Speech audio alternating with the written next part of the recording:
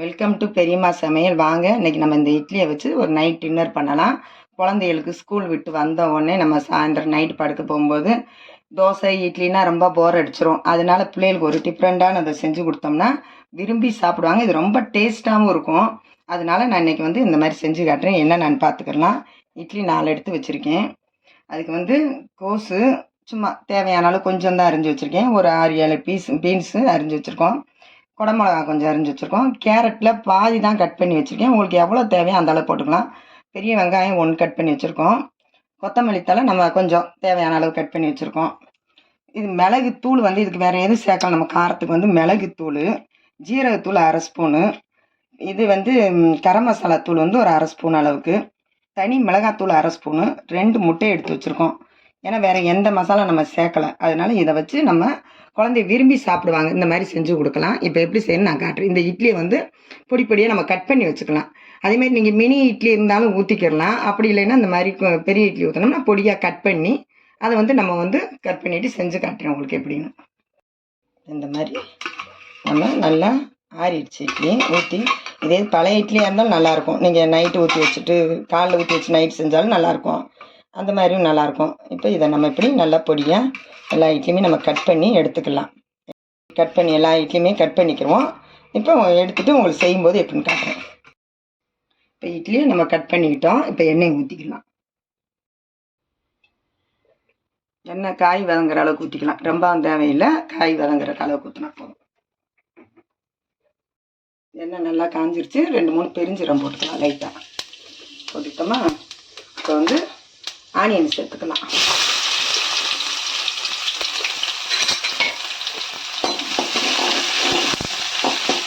லேசாக வதங்கினாலே போதும். ஏன்னா எல்லா காயும் போட்டு நம்ம வதக்கும்போது கரெக்டாக இருக்கும். ஆனியன் சேர்த்துக்கிட்டோம்.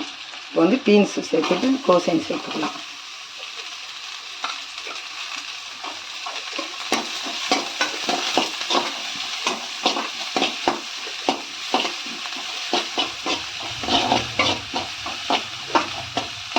இது கூட கேரட்டை சேர்த்துக்கலாம்.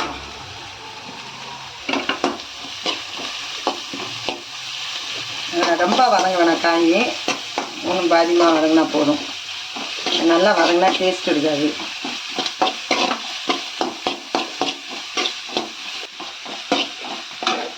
இப்போ இதில் இஞ்சி பூண்டு பேஸ்ட் கொஞ்சம் சேர்த்துக்கலாம். நான் உங்கள்கிட்ட சொல்லலை, இடித்து வச்சுருக்கேன். இதை காட்டலை. ஆனால் இருந்தால் நீங்கள் இதை சேர்த்துக்கோங்க. இஞ்சி பூண்டு பேஸ்ட்டும் சேர்த்துக்கோங்க. அது போட்டால் கொஞ்சம் வாசனையாக இருக்கும்.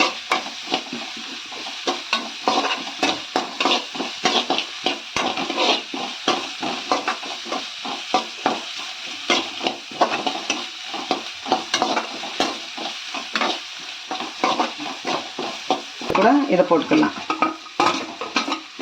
தேவையான உப்பு போட்டு நம்ம சேர்த்து தான் வைக்கிறோம். இப்போ அதோட குடமிளகா சேர்த்துட்டோம். இப்போ கொஞ்சம் உப்பு போட்டுக்கலாம். அந்த காய் பிடிக்கிறதுக்கு தேவையான அளவு உப்பு போட்டிருக்கோம்.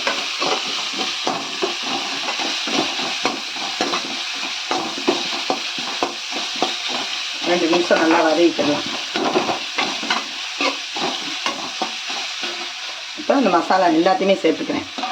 பெப்பர் பொடியை தவிர மீதி எல்லாத்தையும் சேர்த்துக்கிறேன். பெப்பரை கொஞ்சம் லாஸ்ட்டில் போட்டுக்கலாம். இட்லியை போட்டுட்டு பெப்பர் சேர்த்துக்கலாம்.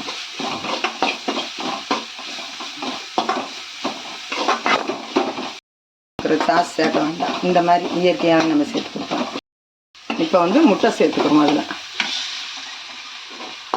2 முட்டை போட்டுக்கே. உங்களுக்கு எவ்வளோ தேவை இருக்கோ போட்டுக்கலாம். 3 முட்டை வேணாலும் போட்டுக்கலாம். முட்டை ரொம்ப பிடிக்குன்னா முட்டையை சேர்த்துக்கோங்க. இப்போ 2 முட்டை போட்டுக்கிட்டேன்.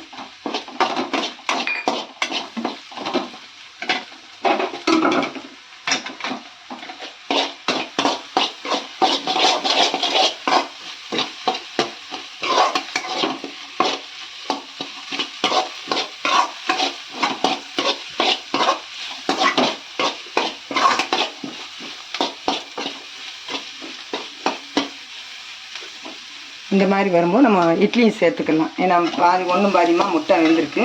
இப்போ இதையும் சேர்த்துக்கிடுவோம்.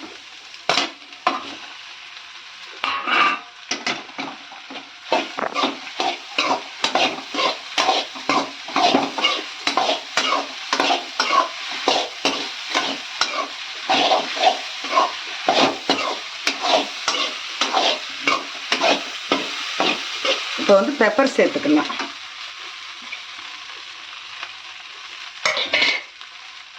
பெப்பர் காரம் பாருங்கள், ஒரு ஸ்பூன் பத்தலைன்னா திருப்பி கொஞ்சம் நீங்கள் பெப்பர் போட்டுக்கலாம். ஏன்னா குழந்தைகளுக்காக நான் சொல்கிறேன், நீங்கள் பெரியவங்க சாப்பிட்னா இன்னும் கொஞ்சம் ஒரு ஸ்பூன் சேர்த்துக்கலாம்.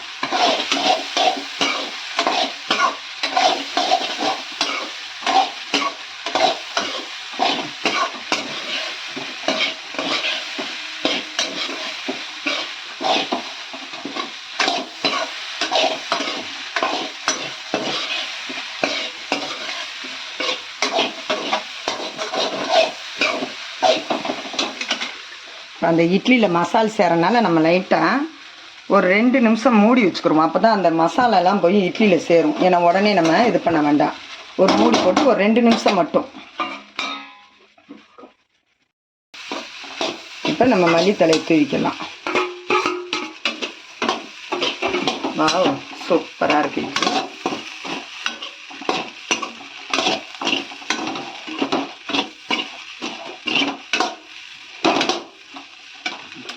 இதோட டேஸ்ட்டு சூப்பராக இருக்கும்.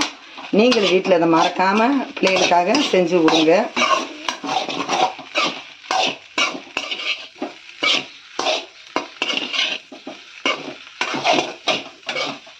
இப்போ இறக்கலாம்.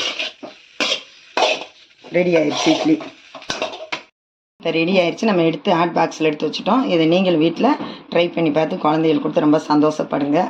தேங்க்யூ.